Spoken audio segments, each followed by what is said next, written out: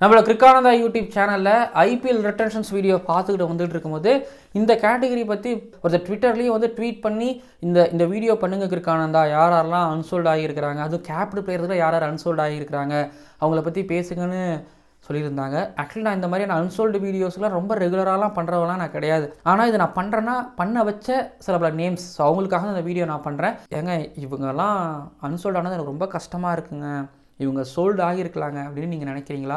அவங்கெல்லாம் யார் அப்படின்னு கீழே வந்து கமெண்ட் பண்ணுங்கள். என்னோட லிஸ்ட்டையும் பார்த்துட்டு கமெண்ட் பண்ணுங்கள். அப்புறம் இந்த வீடியோவை கமெண்ட் பண்ணுறதுக்கு முன்னாடி லைக் பண்ணுங்கள். லைக் பண்ணிங்கன்னா தான் நம்மளோட வீடியோ யூடியூப் வந்து நிறைய பேருக்கு கொண்டு போய் சேர்க்கும், ஒரு ரீச்சும் கிடைக்கும். ஜெயலலிதா லேடிஸ் அண்ட் ஜெயலலிதா இந்த ஐபிஎல் ஆக்ஷன் 2025 ஸ்பெஷல் கிரிக்கானந்தா ஷோவிற்கு உங்களை வரவேற்கின்றேன். இந்த அன்சோல்ட் ஆனவங்களில் என்னால் தாங்கிக்க முடியலை அப்படின்னா David Warner, IPL champion, orange cap winner, அப்படிலாம் இருக்கும்போது டேவிட் வார்னர் அன்சோல்ட் ஆகிருக்கிறாருன்னா அதுக்கு காரணம் ரீசெண்டாக அவரோட ஃபார்ம் அப்படிங்கிறது தான். பிபிஎல் அவர் ரொம்ப சிறப்பாகவும் விளையாடலை. அதுக்கப்புறம் வந்து பார்த்திங்க அப்படின்னா மைக் எடுக்கவும் ஆரம்பிச்சிட்டாரு, ஒரு மாதிரி கமெண்டேட்டராக அவர் ஆக ஆரம்பிச்சிட்டாரு. அப்படிங்கிறதுனால அவரோட நேஷனல் டீம்லேயே வந்து அவரை பிக் பண்ண மாட்டுறாங்க. ஸோ அதுக்கான காரணம் கிடையாது, பட் அவரோட ரீசன்ட் ஃபார்ம் அந்த கிரிக்கெட் அப்படிங்கிறது அவர்கிட்ட தள்ளி போயிடுச்சுன்னு சொல்லிட்டு அவரை பிக் பண்ணல. ஆனால் அவரோட பேஸ் பிரைஸ் வந்து பார்த்தீங்கன்னா 2 கோடி. அடுத்ததாக கேன் வில்லியம்சன், ஸோ நியூசிலாண்டோட லெஜண்ட், அவர் தான் அந்த நியூசிலாண்டோட T20 டீமுக்கு கேப்டனாக இப்போ இருக்கிறாரான்னு தெரியல. T20 வேர்ல்டு கப்பில் அவர் தான் கேப்டனாக இருந்தார். பட் அவரோட பேஸ் பிரைஸ் 2 கோடி. ஸோ T20 கிரிக்கெட் இப்போ ஒரு மாதிரி எவால்வேட் ஆகி வேறு மாதிரி போயிடுச்சு. வில்லியம்சன் ஆடுவார், ஆனால் மற்றவங்களோட காட்டிலும் ஒரு ஸ்ட்ரைக் ரேட் ரொம்பவும் கம்மியாக இருக்குங்கிறதுனால வில்லியம்சன் அன்சோல்ட் ஆகியிருக்கிறாரு. அதுக்கப்புறம் ஸ்டீவ் ஸ்மித், அவரோட பேஸ் பிரைஸ் 2 கோடி. ஏன்னா எம்எல்சியில் வந்து அவரும் பாட்டிங்கும் சேர்ந்து கப்பு வின் பண்ணாங்க, அது ட்ரோஃபி எம்எல்சி சாம்பியன் ஆனாங்க. ப்ளஸ் அதில் டாப் 3 ரன் கேட்டரில் வந்து ஸ்டீவ் ஸ்மித் இருந்தார். ஓகே, பாண்டிங் வந்து இந்த தடவை ஸ்டீவ் ஸ்மித்தை பஞ்சாப் கிங்ஸ்க்கு எடுத்துருவார்னு நினைக்கும் போது பாண்டிங் வந்து பழக்க வழக்கெல்லாம் எம்எல்சியோட இருக்கணும், அதுக்கு நீங்கள் ஐபிஎல் வரைக்கும் வரக்கூடாதுன்னு சொல்லிட்டு ஸ்டீவ் ஸ்மித்தை எடுக்கலை, எந்த டீமும் இன்ட்ரெஸ்ட் காமிக்கவும் இல்லை. அதுக்கப்புறம் டேவில் பிரவிஸ். டேவில் பிரவிஸ்னா இப்போ எதுக்காக டேவில் பிரவிஸோட நேம் எடுத்து நான் சொல்கிறேன் அப்படின்னா, டேவில் பிரவிஸ் மும்பை இந்தியன்ஸுக்கு அவ்வளோ சிறப்பாகவும் பண்ணல, ஆனால் ஸ்டப்ஸ் விட்டு டேவில் பிரவிஸ் எடுத்தாங்க. டேவில் பிரவிஸ்க்கு அவ்வளோவா ரன்கள் வரவும் இல்லை. டேவில் பிரவிஸ் வந்து பார்த்திங்க அப்படின்னா அன்சோல்ட் ஆகியிருக்கிறார். அவரோட பேஸ் ப்ரைஸ் 75 லட்சம். அபுதாபி T20லையும் அவர் சிறப்பாகவும் பண்ணலை. இடையில மட்டும் டொமஸ்டிக் கிரிக்கெட் ஒரு 100 மட்டும் ஒன்று அடித்தாருங்கிற மாதிரி மட்டும் எனக்கு ஞாபகம் இருக்குது. அண்ட் சவுத் ஆஃப்ரிக்கா ஸ்குவாட்லேயும் இப்போ ஸ்டப்ஸ் இருக்காருங்கிறதுனால டேவில் பிரவிஸை எடுக்கல. டேவில் பிரவிஸ் அன்சோல்ட் ஆகிருக்கிறார், ஒரு குட்டி ஏபிடின்னு சொன்னாங்க, அவர் அன்சோல்ட் ஆகிருக்கிறாரு. டேரல் மிச்சல், ஸோ உங்களுக்கே நல்லா தெரியும், போன வருஷம் அவரோட பெர்ஃபார்மன்ஸ் தான் இப்போ அவரை வந்து அன்சோல்ட் ஆகியிருக்குது. அண்ட் இது போக வந்து பார்த்திங்க அப்படின்னா இங்கே டெஸ்ட் ஆட வந்தார், அவர் 51 அடித்தார். பட் அது இல்லாமல் ஒரு மொயின் அலி வந்து எங்கள் சேப்பாக்கில் மண்டாரம் ஒரு 2-3 6 ஒன்று அடிப்படுறா. அதனால தான் அந்த சீசனில் ஆக்ஷனில் சென்னை சூப்பர் கிங்ஸ் அவர் எடுத்தாங்க. அந்த மாதிரி டேரல் மிச்சல் ஏதாவது ஒன்று பண்ணியிருக்கணும், போன சீசன்லையும் பண்ணலை, த்ரூ அவுட்டாக இது வரைக்கும் பண்ணலை. அப்படிங்கிறத டேரல் மிச்சல் அன்சோல்ட் ஆகியிருக்கிறாரு. அதுக்கப்புறம் நவீன் உல் ஹக், ஃபசல் ஹக் ஃபரூக்கி வந்து ஒரு 2ல் பிடிச்சி போகிறாரா, இன்னும் 2ல் நவீன் உல் ஹக் ஒரு சப்போர்ட்டிவ் ரோல் பண்ணுவார். பட் சப்போர்ட்டிவாக இல்லாமல் எங்களுக்கு விக்கெட் டேக்கராக வேணும்னு நவீன் உல் ஹக்கும் அன்சோல்ட் ஆகியிருக்கிறாரு. கேஷவ் மகாராஜ், அதில் ரஷீத், 2 அந்த நாட்டுக்கு விளையாடுற பெஸ்ட்டு ஸ்பின்னர்ஸ். இப்போ கேஷவ் மகாராஜ் 3 ஃபார்மேட் ஆடுறாரு, அவர் கேப்டனிங்கும் பண்ணார், ஆனால் கன்சிஸ்டண்ட்டாக விக்கெட் எடுத்துக்கிட்டே இருப்பார். ஆனால் கேஷவ் மகாராஜுக்கு 75 லட்சம் பேஸ் பிரைஸ், ஆனால் அவர் அன்சோல்ட் ஆகியிருக்கிறாரு. அதுக்கப்புறம் வந்து பார்த்தீங்க அப்படின்னா முஜிபுர் ரஹ்மானும் அன்சோல்ட் ஆகியிருக்கிறாரு. 2 கோடி. 2 கோடி கொடுத்து எடுக்க மாட்டாங்களா? ஷைஹோப், west இண்டீஸோட T20 captain, white ball நல்லா பண்ணிட்டு வந்துட்டு இருக்காரு. ஆனால் ஷைஹோப்பும் இந்த தடவை அன்சோல்ட் ஆகியிருக்கிறாரு. போன தடவை டெல்லிக்கு நல்லா பண்ணி கொடுத்தாரு, மறக்க முடியாது. ஒரு மும்பை இந்தியன்ஸ்க்கு ஒரு மேட்ச் அவர் அடித்து கொடுத்தாரு. அதுக்கப்புறம் போன வருஷமே சொன்னேன், பேர் ஷோ அவ்வளோ சிறப்பாலாம் இல்லை.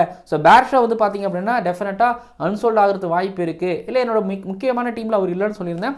பேர் ஷோ பேஸ் பிரைஸ் 2 கோடி, அவர் அன்சோல்ட் ஆகியிருக்கிறாரு.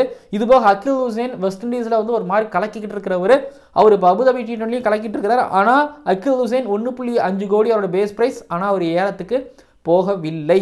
அல்சரி ஜோசப், வெஸ்ட் இண்டீஸ்னால் பார்த்து பொறுக்கி எடுத்தவங்க இப்போல்லாம் வந்து பார்க்காமலே இப்போ வேணாப்பா அப்படிங்கிற மாதிரி சொல்கிறாங்க. அல்சரி ஜோசஃபோட பேஸ் ப்ரைஸ் 2 கோடி, ஆனால் அவர் வந்து எந்த டீமும் பிக் பண்ணலங்கிறத பார்க்கும்போது ரொம்ப வருத்தம். அதுக்கப்புறம் நீங்கள் ஆவலோட எதிர்பார்த்தீங்களோ இல்லையோ, நான் ஆவலோட எதிர்பார்த்த ஆண்டர்சன் அன்சோல்ட் ஆகியிருக்கிறாரு. 43 வயசு, 600-700 டெஸ்ட் விக்கெட் எடுத்து வருங்க, ஒரு 4 ஓவர் நல்லா போட மாட்டாரா, ஆனால் அன்சோல்ட் ஆக்கியிருக்கிறாங்க. பாவமே கிடையாது. நீ ஐபிஎல் சாம்பியன் ஆகிரு, நீ ஆல்ரெடி அங்கே கப்பு வின் பண்ணு, இங்கே நீ இப்படி பண்ணு, நீ 4 விக்கெட் டெஸ்ட் விக்கெட் கிடையாதுன்னு இறக்கம் பார்க்காம அன்சோல்ட் பண்ணியிருக்கிறாங்க. சூரியகுமார் யாதவ் விராட் கோலியை ஈக்குவல் பண்ணால் முந்தினாரா? ஸோ அவங்களெல்லாம் தாண்டி அதிகமாக player of the matches award T20 international வாங்கிட்டு இருக்கக்கூடிய சிக்கந்தர் ரஸா, ஜிம்பாப்வேவின் ஒரு வாழும் லெஜண்ட்னு சொல்லலாம், அவர் அன்சோல்ட் ஆகியிருக்கிறாரு அப்படிங்கிறது வந்து இது பெரிய ஒரு நஷ்டம் தான். யூஎஸ்லேருந்து நேட்டல் ஒர்க்கர் வந்து பார்த்திங்கன்னா ஷார்ட் லிஸ்ட் ஆகியிருந்தார், கடைசியாக அவரும் அன்சோல்ட் ஆகியிருக்கிறாரு அப்படிங்கிறதையும் ஸோ இங்கே நான் தெரிவிச்சுக்கிறேன். இதுதான் அந்த ஓவர்சீஸில் இருக்கக்கூடிய பிளேயர்ஸுகளில் அந்த அன்சோல்ட் ஆனவங்களோட ஒரு லிஸ்ட்டு, ஓகேங்களா. இது எப்படின்னா அடுத்து இந்த இந்தியன் பிளேயர்ஸுகளோட லிஸ்ட்டுக்குள்ள வருவோம். இதில் முதல் பேரை நான் பிருத்வி ஷாவோட பேர்லேருந்து நான் ஆரம்பிக்கிறேன். பிருத்வி ஷா எனக்கு இன்னும் நல்லா ஞாபகம் இருக்குது. ஃபஸ்ட்டு டைம் அவர் டெஸ்ட்டில் அந்த 100 அடிக்கும் பொழுது அப்போ ரவி சாஸ்திரி அவர்கள் தான் கமெண்ட்ரி பாக்ஸில் இருந்தார். வெஸ்ட் இண்டீஸ்க்கு அகேன்ஸ்டாக அடித்த 100. அப்போ இவரோட பேட்டிங்கில் little bit Sachin Tendulkar, little bit Sehwag, little bit Brian Lara அப்படின்னு சொல்லிட்டு இவரை வர்ணிக்க, இவர் அதுக்கப்புறம் ஆக்ஷன்லாம் ஏலம் போனார். அண்டர் 19 கேப்டனாக இருந்தார். ஆனால் இவரோட டீமில் இருக்கிறவங்க எல்லாரும் சோல்டு ஆனாங்க. ஆனால் இவர் மட்டும் இப்போ அன்சோல்டு ஆகி உட்காந்துருக்கிறாரு. கவுண்டி போய் ஆடுறாரு, அங்கே ஆடுறாரு, இங்கே ஆடுறாரு. ஆனால் அவரோட கிரிக்கெட் அப்படிங்கிறது வந்து ஒரு மாதிரி இம்ப்ரூவ் ஆன மாதிரி தெரில. ஏன்னா டெல்லி கேபிட்டல்ஸ்க்காக ஆடும்பொழுது ரிக்கி பாண்டிங் இந்த யங்ஸ்டர்ஸை வந்து வேறு மாதிரி கொண்டு வருவார். ஆனால் பிருத்வி ஷாவை நிறைய மேட்சஸ் இன்ஜுரின்னு சொல்லுவாங்க, ஆனால் ஆடாமல் இருக்கிறத நான் பார்த்துருக்குறேன். ஸோ பிருத்வி ஷாவோட இப்போதைய பேஸ் ப்ரைஸ் 75 லட்சம். யோசிச்சு பாருங்கள், இவர் கூட ஆடின அபிஷேக் சர்மா எப்பா ரிட்டைன் பண்ணியிருக்கிறாங்க, சுப்மன் கில் ஒரு டீமுக்கு கேப்டனாக இருக்கிறாங்க. இவர் தான் அடுத்த சச்சின்னு சொல்லப்பட்ட பிருத்வி ஷா இந்த ஆக்ஷனில் அன்சோல்ட் ஆகியிருக்கிறாங்க. இதெல்லாம் அவர் வந்து ஒரு மாதிரி பாசிட்டிவாக எடுத்துக்கிட்டு மோட்டிவேஷனாக எடுத்துக்கிட்டு அடுத்த வருஷம் பெருசாக வருவாரா, அதுக்கு டொமஸ்டிக்கில் இடம் பிடிக்கணும், டொமஸ்டிக்கில் ஆடணும். அதுக்கப்புறம் Shardul Thakur, Chennai super kings fan Shardul அப்படின்னு சொல்லுவாங்க. அந்த சிஎஸ்கே சாம்பியன் ஆகிறதுக்கு மிகப்பெரிய ஒரு காரணமாகவும் ஆல்மோஸ்ட் இருந்தார். ஒரு வருஷம் ஞாபகம் இருக்கும் உங்களுக்கு அந்த மலிங்காவோட LBW. ஸோ கேகேஆர் வருவாங்கன்னு நினச்சேன், ஆனால் வரல. இந்த பக்கம் சிஎஸ்கே வருவாங்க நினச்சேன், வரல. யாரும் வரல. இன்ஜுரி அவர் உடம்புல இப்போ கொஞ்சம் மாதிரி பிரச்சனை இருந்துக்கிட்டு இருக்குது. அதனால் வந்து பார்த்திங்கன்னா தான் பிஜிடியே அவரால் ஆடலை, பிஜிடிக்கே அவர் போகலை. ஷர்துல் தாக்கூர் இந்த தடவை அன்சோல்டு ஆகியிருக்கிறாரு. அதுக்கப்புறம் மயங்க் அகர்வாலோட பேஸ் ப்ரைஸ் குறைச்சிக்கிட்டு 1 கோடியாக வந்தார். யோசிக்கலாம், ஒரு இந்தியன் ஓப்பனர் வேணும். அவர் ஒரு மாதிரி பஞ்சாப் கிங்ஸ்க்கு ஒரு மாதிரி சூப்பராக ஆடிக்கிட்டு இருந்தார் ஒரு KL ராகுல் கூட சேர்ந்து. ஆனால் அப்படியே அது ஒரு மாதிரி அப்படியே கம்மியாகி மயங்க் அகர்வால் எங்களுக்கு வேணும்னு சொல்லி அன்சோல்டு ஆகியிருக்கிறாங்க. அதுக்கப்புறம் KS பரத் 75 லட்சம் அவரோட பேஸ் ப்ரைஸ், அவரையும் யாரும் எடுக்கல. சர்ஃப்ராஸ் கான் சென்சேஷன், டெஸ்ட்லேயும் வந்து பார்த்தீங்கன்னா ஒரு மாதிரி T20 கிரிக்கெட் மாதிரி ஆடக்கூடியவர், நல்லா ஸ்ட்ரைக் ரேட்டை ஒரு புஷ் பண்ணிக்கிட்டே இருக்கிறவர்னு பேச்சுக்கள் இருக்கலாம், மீடியாக்கள் சொல்லலாம், ரிவ்யூஸ் சஜஸ்ட் பண்ணலாம், ஹைலைட்ஸ் வைக்கலாம், தம்ப்நெயிலில் இருக்கலாம். ஆனால் சர்ஃப்ராஸை எடுக்கவே இல்லை.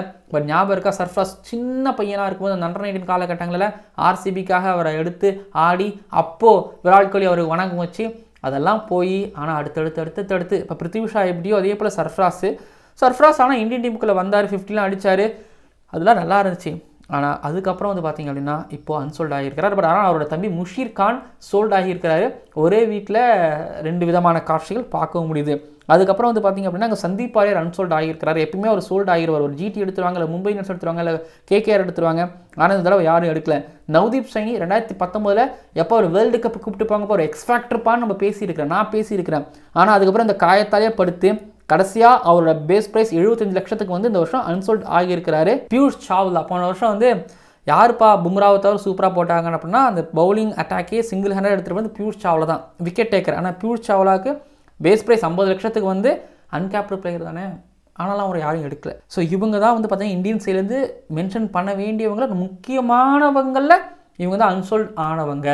இவங்களில் அதாவது இவங்களாம் பல லெஜெண்ட்ஸ் இருக்காங்க. ஒரு வில்லியம்சன் இருக்காங்க, ஒரு ஸ்மித் இருக்காங்க, டேவிட் வார்னரு, ஒரு அடுத்து அப்கமிங் சூப்பர் ஸ்டார் நிறைய பேர், டிவல் பிரவியஸ்னு சொல்லி நிறைய பேர் இருக்காங்க. ஆனால் இவங்க யாரும் வந்து ஒரு என்ன சொல்கிறது, ஒரு 50 லட்சத்துக்கு கூட ஒரு 30 லட்சத்துக்கு கூட ஏலம் பல அன்சோல்ட் ஆகியிருக்காங்க. வீட்டுக்கு போகும்போது வெறும் ஆளாக போயிருக்கிறாங்க. ஒரு மகாராஜா போக வேண்டியவங்க ஒரு கூஜாவாக போயிருக்கிறாங்க. அப்படிங்கும்போது பார்த்துக்கோங்களேன். இங்கே ஒரு 43 வயசு கிரிக்கெட்டருக்கு வந்து ஒரு கதவு மூடப்பட்டிருக்குன்னா இங்கே 13 வயசு வைபவ் சூரியவன்ஷிங்கிற பீகார் கிரிக்கெட்டருக்கு வாய்ப்பு அப்படிங்கிறது திறக்கப்பட்டிருக்குது. நான் வீடியோ நிறைவடையுது. அண்ட் மறக்காமல் சப்ஸ்கிரைப் பண்ணுங்கள், பக்கத்தில் இருக்கிற பெல்லைக்கான கிளிக் பண்ணுங்கள். ஸ்ரீலங்கா பிளேயர்ஸில் கமிண்டு மெண்டிஸ் SRHக்கு எடுத்துருக்காங்க.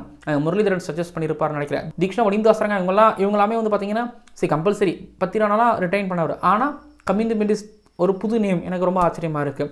மதுஷன்காலாம் வந்து பார்த்தீங்கன்னா 10 நிசங்கா, தில்ஷன் மதுஷன்கா இவங்கெல்லாமே வந்து பார்த்தீங்கன்னா அன்சோல்ட் ஆகியிருக்கிறாங்க. ஸோ ஸ்ரீலங்கா சைட்லேருந்து பெருசாக இல்லை, பங்களாதேஷ் சைட்லேருந்து யாரும் பிக் பண்ணலை. முஸ்தபிசுர் ரஹ்மான் அன்சோல்ட் ஆகியிருக்கிறாரில்ல, பார்த்துக்கோங்க. இவங்க எல்லாருமே அன்சோல்ட் ஆனவங்க.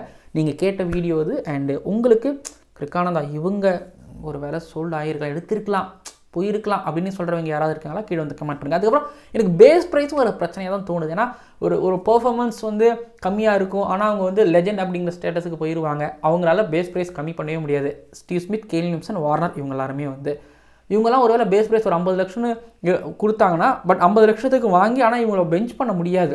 அதான் பிரச்சனையே. அதனால் இவங்களால பேஸ் ப்ரைஸும் குறைக்க முடியாது, இவங்களை டீமுக்குள்ளேயே அதெல்லாம் எடுக்கவும் முடியாது. பேஸ் ப்ரைஸ் குறைச்சா நல்லா இருக்காது, இவங்கள பெஞ்சில் உட்கார வச்சாலும் நல்லா இருக்காது. ஸோ அதனால் வந்து தான் நிறைய டீம் அந்த கௌரவம் அப்படிங்கிற விஷயத்தினால மைண்டில் வச்சுக்கிட்டு இவங்களை எடுக்காமல் போகிறாங்க. ஓகேங்களா? சரி, வீடியோ நிறைவேறுதுங்க, பார்க்கலாங்க. அடுத்த வீடியோக்கில் லைக் பண்ணிடுங்க, ஷேர் பண்ணுங்கள், கமெண்ட் பண்ணிடுங்க, முக்கியமாக சப்ஸ்கிரைப் பண்ணிவிட்டு அடுத்தடுத்த வீடியோக்காக வெயிட் பண்ணுங்கள். வந்துக்கிட்டே இருக்குது டேட்டா பத்திரம்.